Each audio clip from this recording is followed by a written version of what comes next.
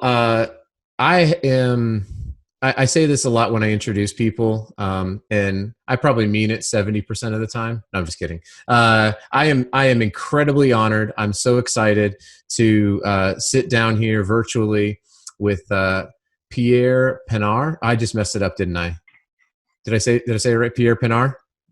Yeah, perfect. Okay, Yeah, okay. perfect. I literally just recited that 10 seconds ago. So he is. He if you're involved in packaging, um, he's the president of the World Packaging Organization, and is helping to push packaging globally. And I'm really excited for the conversation that we get to have. It was funny because he showed up and he showed his the sunny background of the Gold Coast of Australia, and I got to inform him that I've been there and that I have a rugby shirt from the Gold Coast Titans. So we have that in common. But Pierre, thank you so much for joining the podcast. I'm excited for you to be on. We have listeners all across the world. In I think 42 countries now is where is where people are listening to our podcast. So because packaging is a global thing, so why not have the president of the World Packaging Organization? So I appreciate you coming on here. Well, thank you very much, Adam. And you're excited. I'm excited. I'm always excited when people want to interview me because I get to share what I'm passionate about, and in that way, more people can hear about packaging. Yeah, because we live, eat, sleep, we in the game, and yet there are many consumers out there that are also dealing a lot with packaging, but maybe don't always think about it. And in this way, we can make more people aware of what's around them and how it affects our lives and how it affects our livelihoods. But also, most important, at this stage of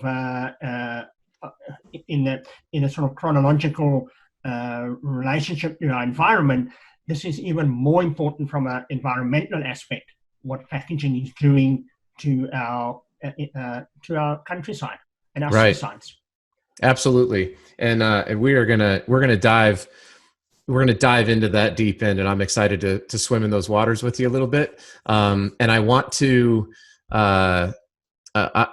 maybe just give us a little bit about your background. It's the people of packaging, so we talk about packaging obviously, but we really want to highlight people as well. And so I know a little bit about your background just because you sent me some information, from South Africa. I want to give a shout out to my good friend here in Utah, Sia Mali, who is from South Africa. So I think go Springbucks. Is that right? That's correct. Okay. All right. All right. So Sia, there you go. I did you a solid. So give us maybe just a little bit of a background on you. We meet at an industry event, and I don't know you, and you just say, this is who I am, and this is where I came from, or something like that. Yeah. Yeah. Well, thank you. Yes, I'll do that. Simply because when I was back in school in my early years, I never ever thought I would end up in this field. And it was the last thing on my mind, and literally the last thing on my mind. Mm-hmm. I did not know about packaging. I didn't know there was such a thing. Even though every morning you open the toothpaste tube and you use packaging, and you take bread out the bag to put in the toaster, and you take your cereal out the box and your milk out the whatever, but we never think about it. And after school, well, for those South Africans that are listening in, you will know a little bit about the area that I came from, which is a town called Graaff-Reinet, which has about 30,000 people. It's a very country town. And a lot of the folk in the United States would identify with that being a country boy, so to say. My parents grew up, certainly my father grew up on a farm in his early days. Although we lived in town, my parents were involved in a medical fraternity, and so it was a very ordinary lifestyle. And after school, I decided to do pharmacy. Okay. And at that point, still, I knew nothing about packaging. And then I joined a large pharmaceutical company. At that stage, I say large, being back in the early 80s, the largest pharmaceutical manufacturer in the Southern Hemisphere. And so we were putting out a lot of drugs. And there were about 4 of us new graduates. And the CEO at the time, which was a very dynamic person, he called the four of us in. And we were all young, probably about 23, 24. And he said, guys, I want one of you to change your careers into packaging. And none of us knew what he was talking about. He said, we are spending millions, literally millions on packaging in this company. Mhm. We're doing, and we know nothing about it. We spend all our time and effort and expertise in research and development of the drug side. But every drug we make, every tablet, every capsule, every syrup, injectable, whatever it is, goes into packaging, and we do not have an expert in packaging. So this was a Monday. He said, by Friday, I want one of you guys to put up your hand and change careers. Well, as a 23-year-old or a 24-year-old at that time, you think, wow, this is the CEO talking. He's going to change my life. This is the quick way to the top. And I volunteered. And fortunately, the other three did not want to know anything about it. They were stuck in and wanted to stay in their pharmaceutical careers. And I changed. And he said, that's good. When I went and saw him on Friday and informed him, he said, great to hear that. Now, find a university around the world and go and study about it. And so I did a lot of research. I researched your country, United States. And I'm pleased to say that, at that stage, back in the early 80s, they had quite a few universities doing it.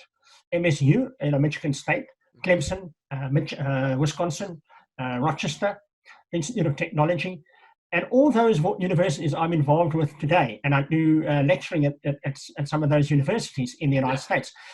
But because of my background, because of South African background that I grew up in, it was important for me to, and because of my links to Europe, I felt I wanted to rather study in Europe. Because it was a toss-up between Europe and the United States. Yeah. And I found a university in West London, Brunel University, and they were offering a course specifically in packaging, in the technology and the engineering of packaging. So it's sort of a chemical engineering-based course, but it had a lot of elements on the material side. And that's what I wanted, because I wanted to be more involved in polymers, and I love polymers. And so I went back and majored in polymers, and then completed a master's through Brunel. Okay. And that's where my career kicked off. So but the interesting thing about this, I want to just say this, Mark. Yeah, go ahead. You never know where the turn comes and when a door opens in your career. And for all your listeners, especially the younger generation guys and girls, obviously, sort of the 25-year-olds. Before I started my actual studies in packaging, the CEO also said to me, get yourself involved in some or other association or an institute or an organization. He didn't know. He was a pharmacist himself. But he said there must be something around. And I saw there was a conference coming up. Remember, back in 1984, there was no internet as we know it today. Yeah, right. And so by word of mouth, you hear these things. And there was a conference on packaging going in Cape Town. And so I went to Cape Town for this conference. It was just a 1 or 2 day conference. I remember nothing about the conference. What I do remember is, and this is what I want to tell the folk, I needed a ride, or some countries call it a lift. I needed a ride back to the airport. And I was asking around, is there someone going to the airport? I was not from Cape Town. I was from Port Elizabeth at that time. I moved from Profinet to study in Port Elizabeth, and that's where my career kicked off. And so I was wanting to catch a flight back to Port Elizabeth. And this one guy said, yes, he's going to the airport. So I said, well, great, can I take the ride? He said, yeah, sure, hop in. And so off we went. So he was at this conference, obviously, and we got chatting. And you could see my enthusiasm in this packaging thing. Although I'd only had about 6 months in packaging, and I mean 6 months in a totally new environment, right, it meant nothing to me. And but unbeknown to me, this fella was the current chairman or president of the South African Packaging Institute. Nice. And he said to me, bingo, you need to start off a branch in your own area and start off the institute in that region, which I Mm-hmm. did. I was new, so I got hold of the older generation guys in the industry, and we started that off. So that's really where my career kicked off, was liaising with industry, other folk that are 30 years experience, and that interface. Mm-hmm. And that's the important part that people need to know. And Learn from those who went before you. that really resonates with me on a couple of levels. One thing that I did write down is these three other people at the pharmaceutical company. If you're still in touch with them, are you like, hey, I'm the president now? Do you remind them that they should have they're probably still doing pharmaceutical stuff? You're like, I'm el presidente. You don't you don't Well, follow up with them? yeah, Not so yeah. much. For some of them, I am, and certainly the guy that really groomed me in those early years, and I can understand. I feel that way now that I'm the age that I am, and when I one of my previous trips, he's now passed away, unfortunately. But Mm. one of the previous trips, I went back and I recently got my professorship, and I popped around, and he was an elderly man, and I get quite emotional. Mm. Anyway, I popped around to see him, and he said, "How's it going, Pierre?" And I said, I moved to Australia, and I'm really doing well in the packaging industry." Um, and I shared with him some of the stories that groomed and shaped my life. Yeah.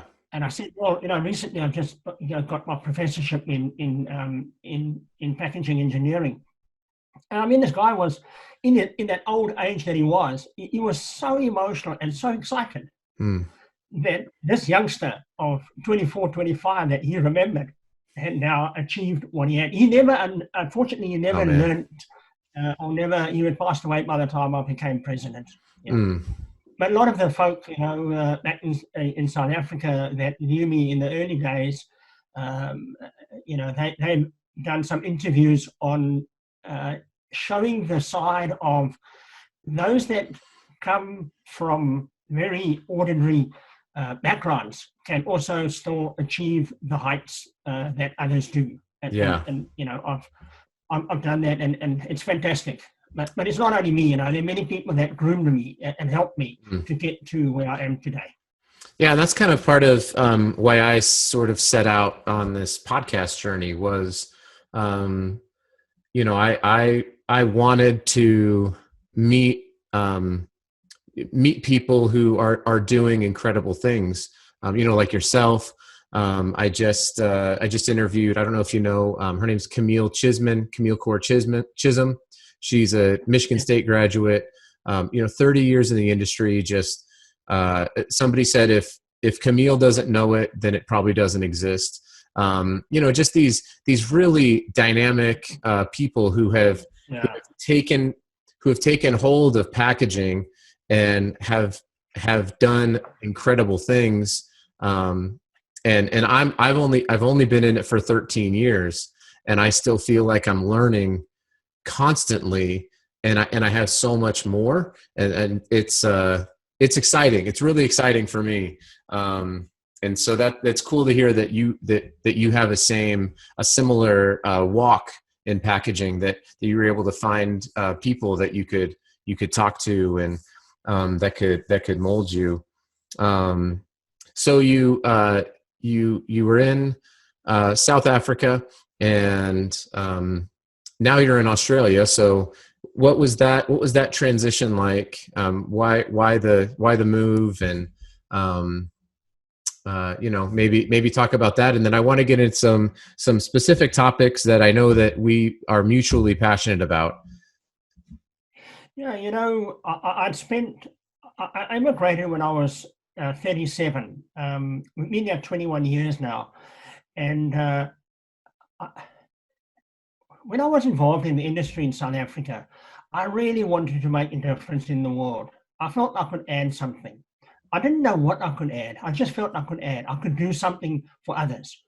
And at that stage, I'd been doing some overseas travel, not much, but I just felt that I needed to align myself in a situation where I had more access to the global arena with up-to-date technology and so on.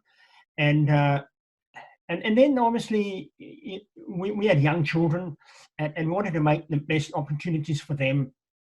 And we had traveled to, or my wife had traveled to Australia, and she really liked what she saw there. And I thought, well, I've spent 37 years in South Africa. Well, why not spend the next 37 in Australia? Well, now we're coming up to 21, and I don't think I'm moving from here now. But we've been so fortunate here, and we love it. We really love it. And you can see in the background of my virtual screen, that's a scene from the Gold Coast, one of the beaches at Surfers Paradise. Mm-hmm. And it is simply, it's a paradise. But it opened up a lot of doors for me, because one of the things I always wanted to do when I got into packaging and started learning more about this dynamic industry that is changing so much and so fast, Yeah. I wanted my own business. I wanted my own consulting business. And within 2 years of arriving in this country, I created my own business. So I worked for someone else, but not in the packaging industry at all.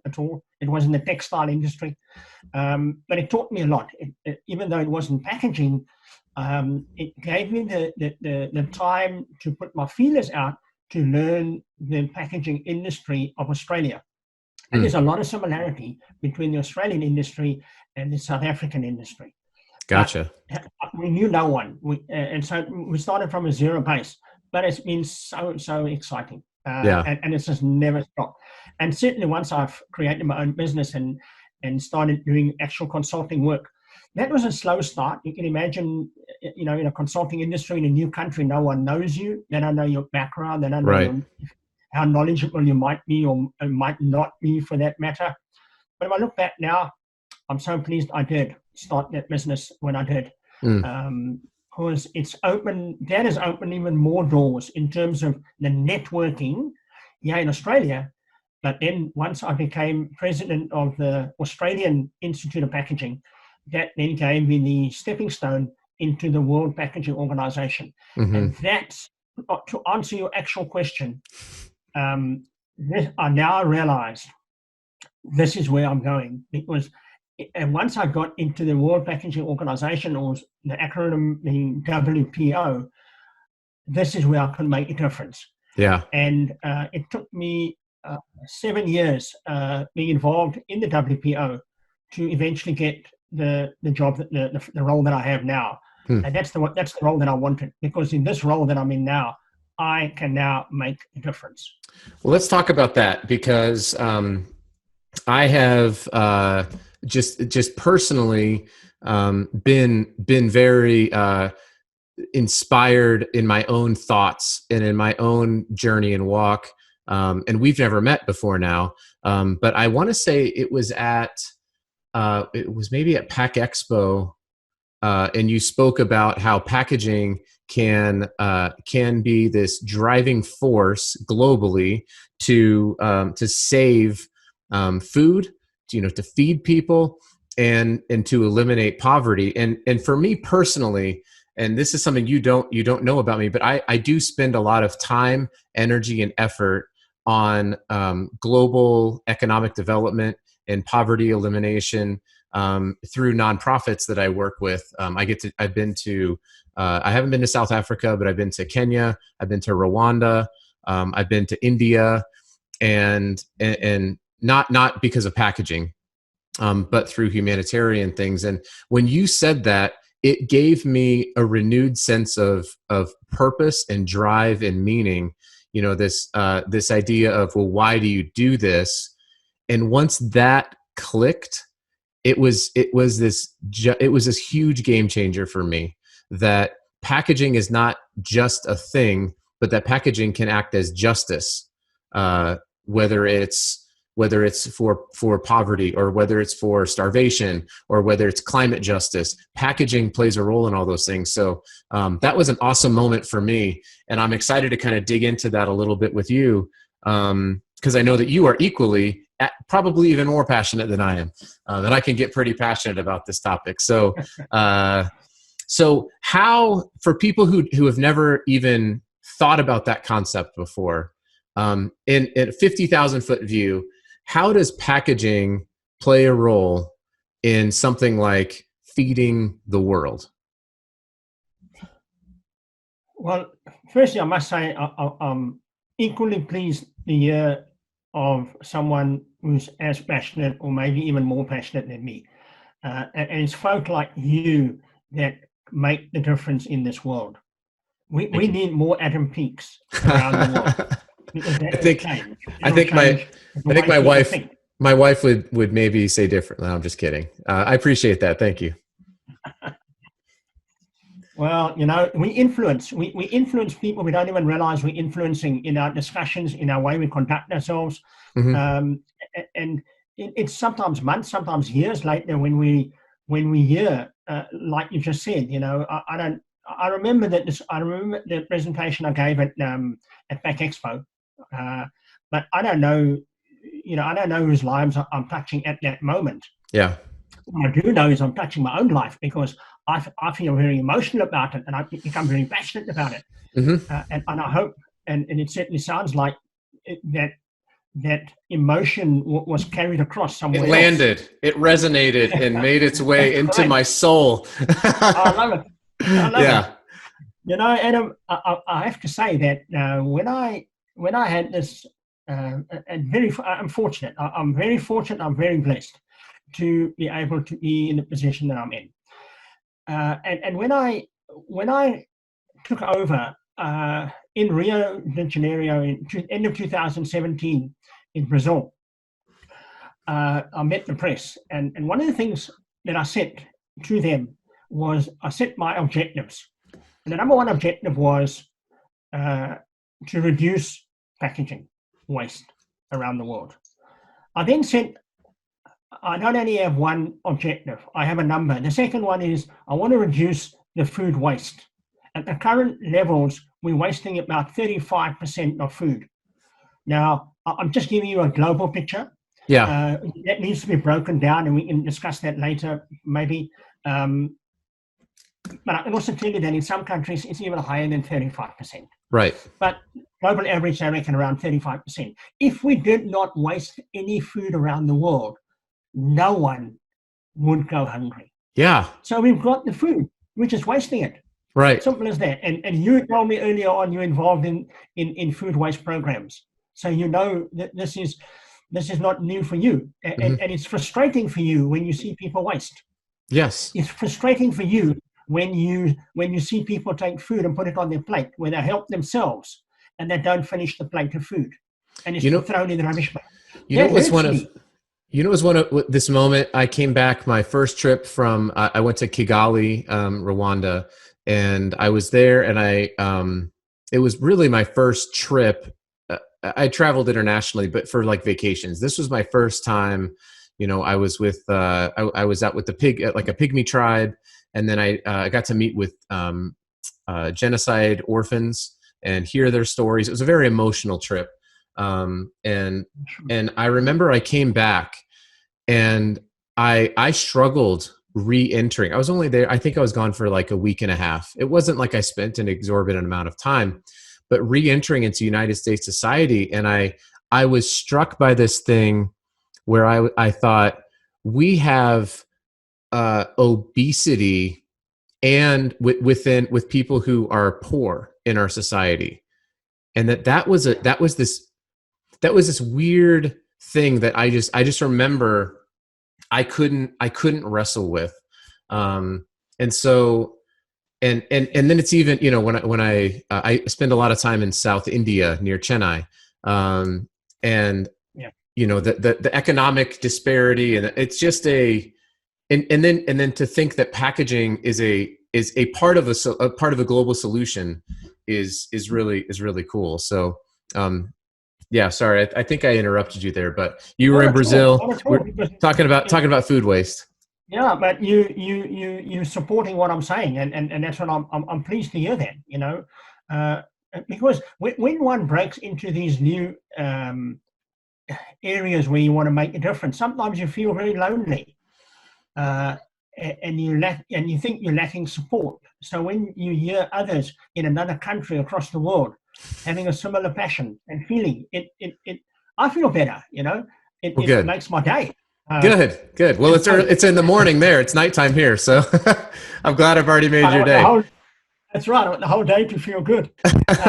But so reduction on packaging, reduction in food waste, Uh-huh. and then and decrease poverty,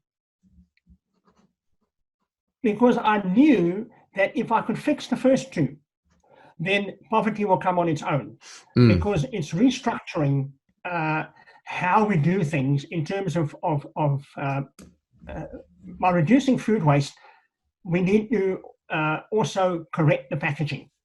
Yeah. And this is why, and you told me earlier on that you're involved in flexible, so you know quite a bit about the polymers and the structures of it. Because why am I saying this?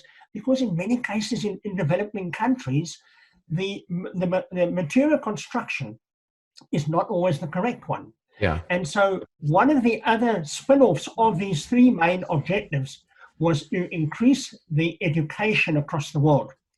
And I could then put, along with a team, and I have to pay a lot of credit to my executive team that I have across the world that work with me. And they're doing enormous amount of work. And a lot of it is voluntary.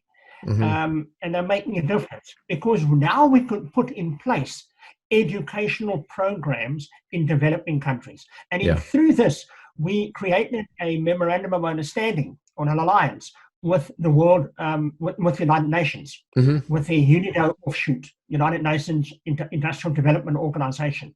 So we partner with them in educational programs, predominantly educational programs, making people more aware of packaging, but educating in a class environment. We send out lecturing teams to educate folk about packaging and how you decide and what makes the difference between packaging potatoes and packaging ice cream or butter or whatever the case might be. Yeah. And I'll give you an example, because often when you hear an actual example, then it clicks in. And a story tells 1,000 words, or a picture tells 1,000 words. So hopefully I'm going to paint a picture. Okay. So I was in Nigeria, and one of the positive aspects of this role that I have is I travel an enormous amount. Obviously not now during the coronavirus, Right. but I would spend 2/3 of a year outside of Australia traveling, because we've got 60 members, and our membership is countries, not individuals or companies. Yeah. And so all those countries, I try to get to them. And I was in Nigeria, and I was giving some lecturing on the technology of packaging. But one of the days we had a field study day. And so we went out into industry, and one of the other things we went to was an open market. Bearing in mind that in Nigeria, 70% of all goods sold are sold on the open market. Right. Now that's very different to where you live and where I live. Sure. I would say it's completely the opposite. 90%, if not 95%, of all products are sold in a formal retail outlet, Right. not Right. an informal open market where the African sun beating down and all those elements. Yeah. Anyway, we're walking around, this group of us, and we came across this lady selling cocoa beans. But I could see the cocoa beans were in these large bags, plastic bags, and there was moisture inside. Obviously, the cocoa beans were sweating. Yeah. So I started chatting to the lady who was running the show, running the little stall, and I said, we're involved in packaging, and we're just walking around and establishing, what we're seeing and making comments. And I said, how's your packaging going? And she turned to the cocoa beans and she said, I've just received those bags from my supplier. My supplier is a farmer, and he brings them in on a horse-drawn cart to the market in Nigeria. This was in Lagos. Yeah. And I said, yes, and how's that going? She said, my shelf life on the cocoa beans is way too short. My other competitors in the market area here, their shelf life's much longer.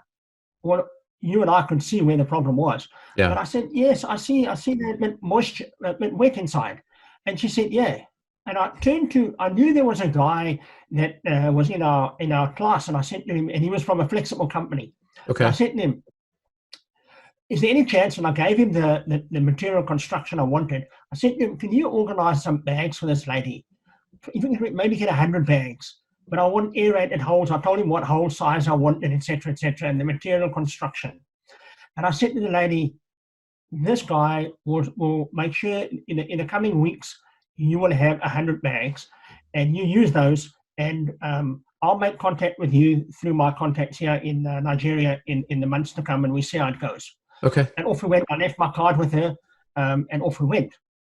About 3 months later, my contact in Lagos, he calls me. He said he's made contact with that person again, that lady, and he happened to be in that open market, and he went to see her, and she was smiling from ear to ear. And he said, "What's going on?" She said, "I don't have any problems anymore. My product doesn't sweat anymore." Right. And now there's a basic mistake being made. I can give you many examples that I see around the world in the developing countries, and all they need is help. They need Mm. more education to know what to do, and then they can also compete on the international market. And so Hmm. we have this disparity. And so I know if I can fix things like that, there is a classic example of cocoa beans going wasted. So she's not supplying. So she's not making the sales. So she's sort of living on the bread line where she could make more sales. She's wasting food. So you can see the togetherness and the link between food wastage, poverty, and Right. packaging waste. They're all interwoven. You Hmm. fix two, the third one fixes itself. Oh yeah. And now in this role that I've had now for nearly 3 years, the wheels are starting to turn. And that is what is so exciting. That's awesome. That's such a great story.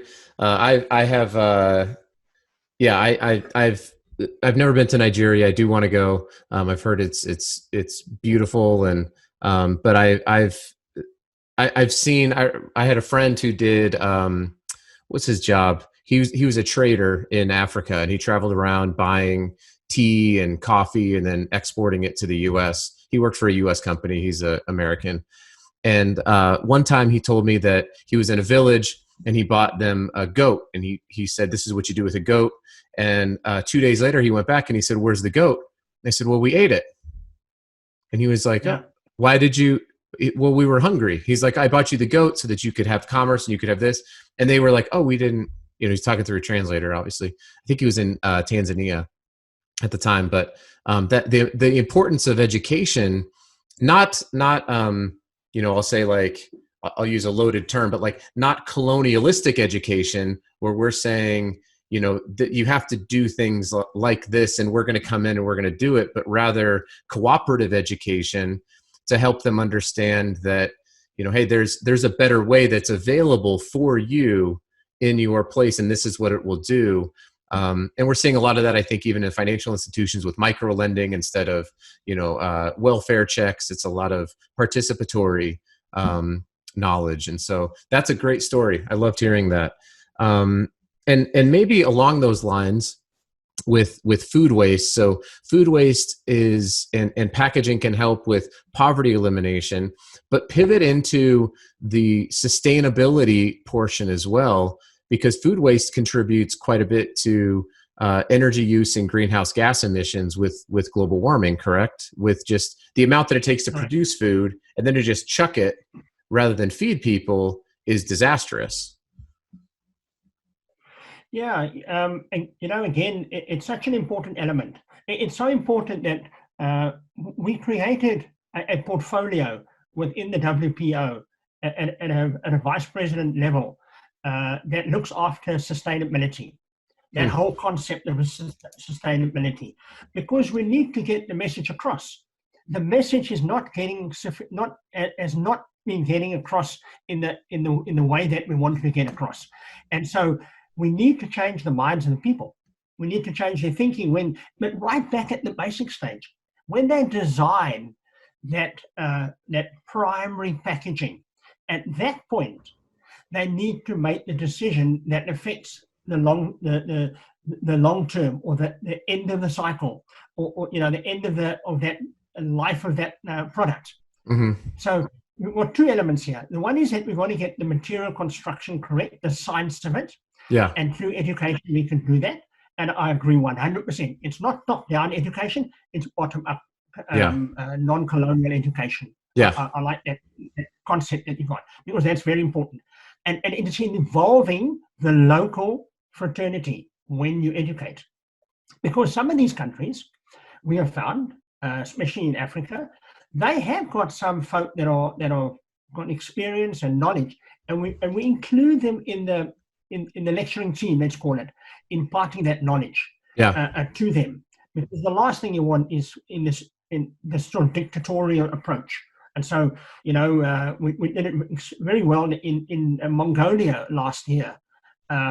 We done it in Jordan, Lebanon, across the Gulf regions, and then in Southeast Asia, Vietnam, Thailand, Philippines, and we're seeing the change number one in the design aspect, in getting the construction correct. That's on the one side, more on the industry-related side. But on the other side, and this is what I wanted to share with you, so I'm glad you asked the question. About 12 years ago, my eldest son at that stage was in grade 5. And, when you drop off the kids at school and et cetera, you sometimes talk to some of the teachers. And this was about 12, 13 years ago. And the teacher at the time, one of his teachers, got to know me, and he asked what I do, et cetera, and he found it quite fascinating. He never thought about packaging, and so he said, "Why don't you come and chat to my children, to the kids in the class about packaging?" Yeah. I said, "Fantastic! I'd love to."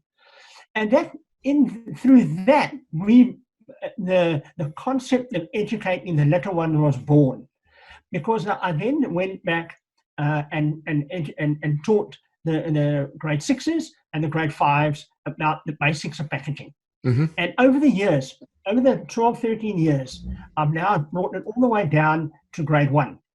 And where I go in and I teach them about packaging and the right things to do with it when they remove the contents from the packaging. What do they do with the packaging? Yeah. Because if we can change the minds of the grade 1s and grade 2s, we're now creating a culture of doing the correct thing with that packaging once you have removed the contents from it. Yeah. Because to give you an idea, I was in Lebanon last year and giving a lecture there, and during one of the tea breaks, a guy came up to me out of the audience, and he said to me, "I've recently graduated from university. I'm 24 years old, but I resonate with what you've just been. I just given a lecture on sustainability and recycling," and he said, "It resonates with me." I said, "I'm pleased to hear that." He said, "But I have a problem, because I want to do the right thing with that packaging when I remove the contents, but we have a culture that we toss our packaging out the window. We don't want to keep. We don't want our car to untidy and dirty, and everyone does it." I said, I didn't want to say this, but you can see that around the countryside. And he said, "How do I change the culture of my people?" And I said, "It's a difficult one.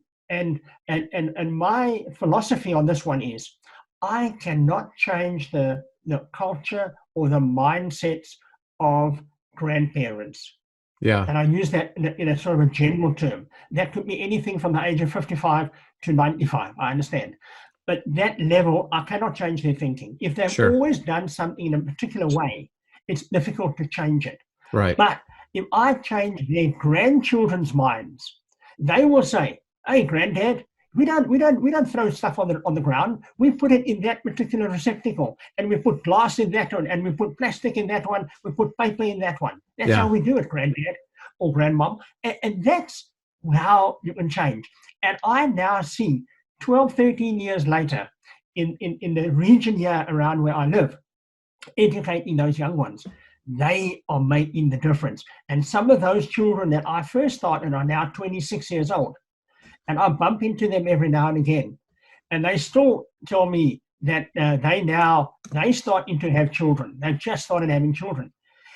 And they said they would never place anything anywhere else other than in the correct receptacle nowadays. It's inborn in their culture. Right. And I think, wow, man, this is what you want. This is exactly what you want to hear, because this makes the wheel turn even faster. Yeah. That's so. My wife and I are actually working on a children's book about packaging that should hopefully come out this year. For that exact that exact purpose is, we have 5 kids. My wife and I do, ages 13, 11, 8, 6, and 4. Had to think there for a second. Yeah. So, and if I asked you all their birthdays, will you remember all their birthdays? I do. I actually remember all their birth dates, so that's good. But we do have. I mean, there's a practical reason, and also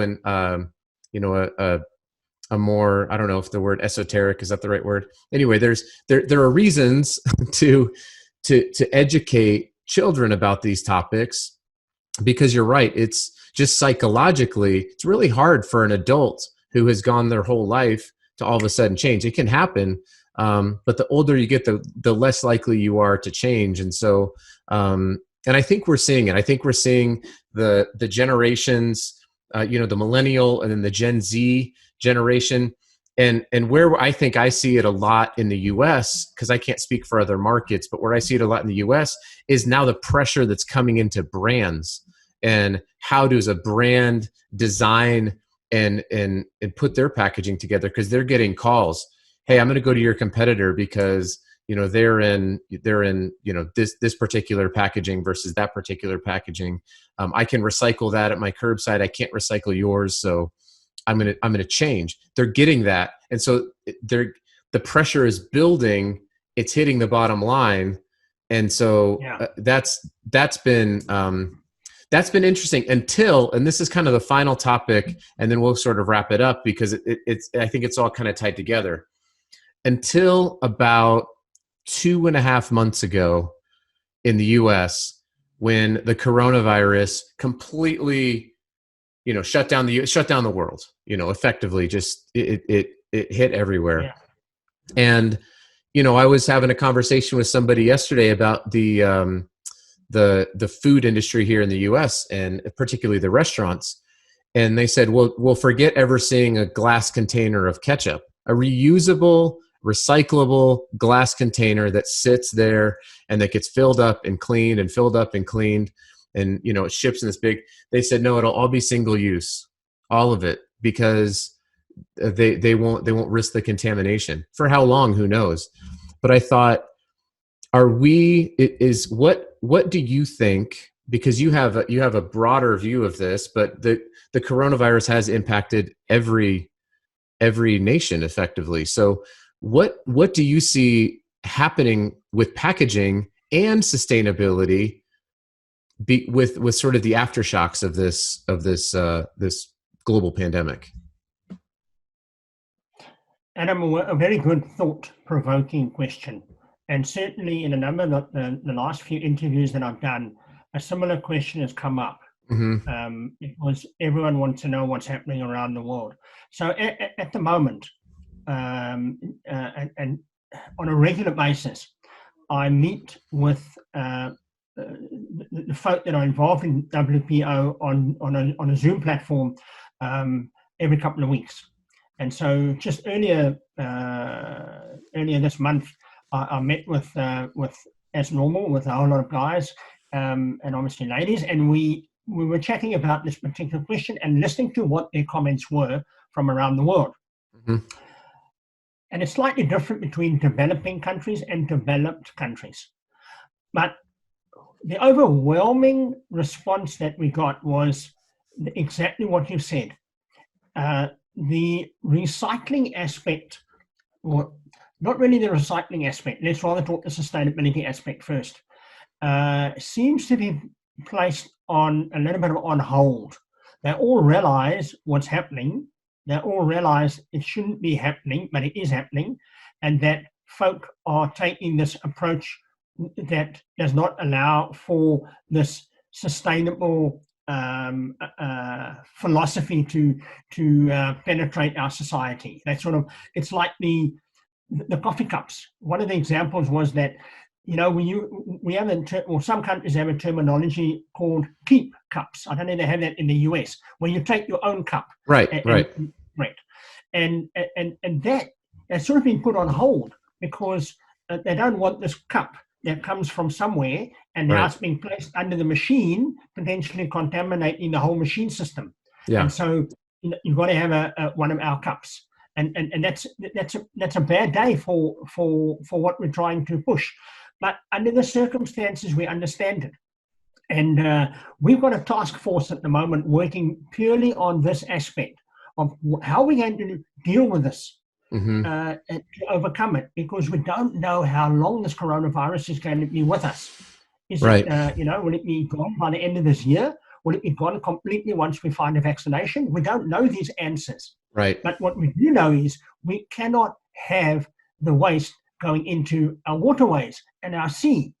The Great Pacific Garbage Patch is large enough. We don't want to add to it. And so we realize that we have to do something different, because the amount of packaging, if anything, it's got more. You know how much home deliveries is being done at the moment in the United States. Oh, it's insane. Exactly. And every delivery is more packaging. Yeah. Oh, yeah. So we're in a dilemma. We're in a dilemma. And we are the only global body that is interacting with all the packaging fraternity around the world. And so we realize it's on our heads. We need to come up with a solution. And we are working on, right now, we've got parts that we can maybe put into place, but we haven't got the whole picture set. Yeah. So yes, we are working on it. We realize it, but it's not fixed yet. Well, sure. Yeah. And I mean, whether or not, I don't even know, because we don't really have a full understanding of the extent and the impact of the problem. To your point, I mean, is there going to be a vaccine, and then we can go back to these other things, or what? I don't think if anybody says, I know what's going to happen with COVID-19, they're crazy. I mean, because it's all up in the air, and but the Adam, interesting. I must add this. I'm sorry to interject. You're fine. But what we are finding around the world, and this is the fascinating part, there's a spin-off. The spin-off in some of the countries, they're telling me that there's been a reduction in the food waste. Yeah. Because what folk are doing in their homes, because they don't want to go out as often to buy, and every time they go out, they're exposing themselves to COVID-19 in some other way. And so there's these preventative measures, and one of them is not going out as often as we used to. So when we're buying more with our mind. What food here can I buy that I don't have to go out to the store until next week again? So I'm now at home for the whole week. Whereas though previously, every second, third day, we were in the grocery store picking up milk or bread or jam or veggies or fruit and so on. That's changed.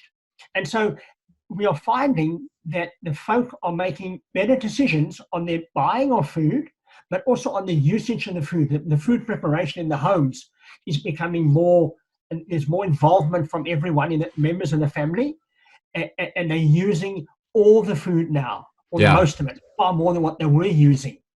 And there has been a spin-off. So there is a positive side. Yeah. There's a silver lining. I like that. Well, and we're not traveling as much. We're not getting on airplanes as much. You hear the stories of air pollution, for example, in India has decreased pretty significantly. So there are positive silver linings, I think, in terms of environmental impact to humanity, just sort of pressing pause on the globe for a few months. And I didn't even consider the food waste. But I can tell you that in my family, and like I said, we have 5 kids. There's 7 of us in the house. Yeah. The amount of food that we're like, oh, that went bad, or those leftovers went bad, is almost zero. I mean, we don't hardly, we don't eat at restaurants really. We'll occasionally order in food to help with the local economy, just because there's so many jobs at stake with that. But for the most part, you're right. It's shelf stable foods. It's we want things that are going to last, because we just don't know. That's an interesting point. I never actually really thought through that. And there's one other thing I must add before we Please. close. And Yeah. I want to get this part in. You know what we have noticed? We've noticed it here in Australia, but I've also noticed it from our counterparts around the world. And that is because of coronavirus and the folks staying at home, and in your neighborhood, in your immediate neighborhood, the sort of 4 or 5 people on either side of you and across the road, Yeah. you are now to some degree interfacing with them. And there's more concern, there's more positive involvement coming from the neighborhood. They're looking out for each other. Yeah. And we're getting this cohesiveness within the neighborhoods that was never there before. People are now more appreciative of the folk that live next door or across the road from them. Yeah. It's not just away from the car. Because they're all in the same boat and they're all in the same scenario of this very fearful disease that's spreading across the world, that concern for each other is greater than ever. And I am hopeful that this then, beyond COVID-19, perpetuates in some or other way, and that we care more about our fellow man than we have before. That's a great place to end it. I couldn't have said it better myself. So, Pierre, how do people get involved in the World Packaging Organization? If you're, because like I said, we do have international listeners. We have a lot of listeners here in the U.S. So, how could people get involved if they heard this and they got as passionate as I have gotten about it? What does that look like for individuals in different countries? Okay, I think the easiest would be. I like to interface with them, so I can always put them in touch with wherever they are, in which country they are. So the easiest is to write to me at World Packaging, president@worldpackaging.org. And then I can then put them in touch. So if there's someone from South Africa on the line, I'll put them in touch with my South African counterparts, the same in the United States and Canada and wherever else in the world. But that's an easy way. The other is to go onto our website, which is the World Packaging Organization website. Which obviously www.worldpackagingorganization.org. Okay. Very good. Well, I'll put that in the show notes on the podcast, which will be in audio format, and then also on the video portion as well. We'll put that down there so that people can just click a link and get in touch with you. Pierre, I'm so honored to be able to share your story and hear about your journey, and to have been impacted by that. And it's my sincere hope that more people will hear it, and more people will, be able to understand, get knowledge, and make positive change. So thank you so much for sharing. And hopefully one of these days I'll have to go to to the Gold Coast with my rugby shirt and represent. Thank you for having me on your podcast. I certainly enjoyed it, and we always will look forward to having you on the Gold Coast, so long as you wear your Titan shirt. All right, go Titans. Thank you. Thank you.